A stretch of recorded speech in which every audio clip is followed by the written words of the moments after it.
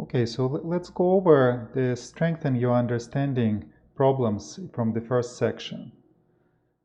Okay, so in the first problem, of course, the slope should be delta y over delta x.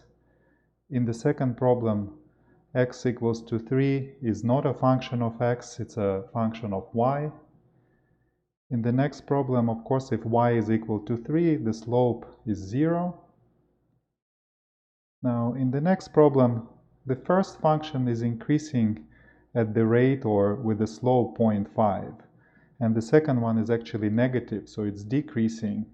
So if we are talking about increase, the first one is increasing faster. Now, in the next problem, if we didn't have this plus 1 here, then y would be directly proportional to x with this constant of proportionality 2, but because of this plus 1, we cannot say this. Okay, then in the next problem, the example that you could give is y equals to x plus 1. So the slope is positive, it's equal to 1, and the intercept, of course, to find the intercept, you have to set y equals to 0, which means in this case x will be minus 1, so it has a negative intercept. Now, in the next problem, q equals to, for example, 7 divided by the cube root of p is inversely proportional to this cube root, and constant of proportionality is equal to 7. Okay, next few problems are true or false problems. So for any 2 points in the plane, there is a linear function whose graph passes through them.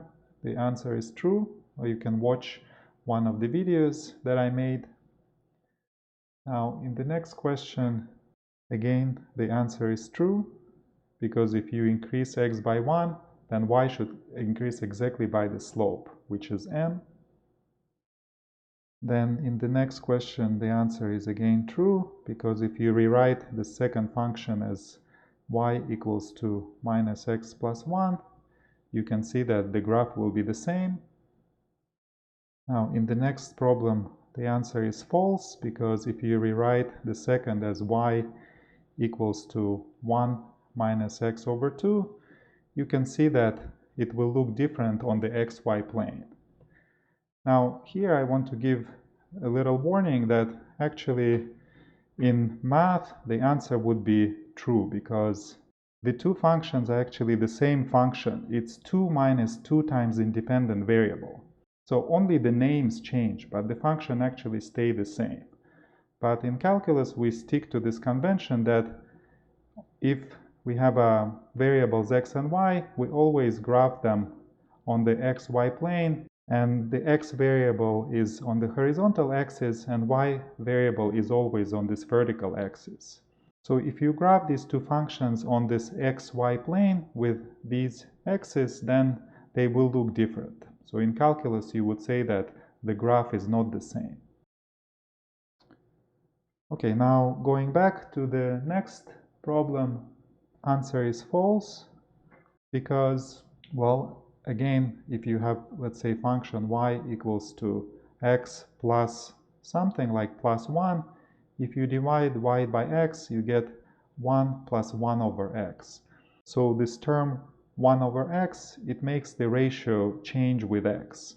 So if your function was y equals to something times x plus nothing or plus 0, then the answer would be true. Now, in the next problem, of course, instead of m plus 2, this should be 2m. So the answer is false. And finally, in the last problem, this function c has the same domain and the same range, which is equal to the entire real line.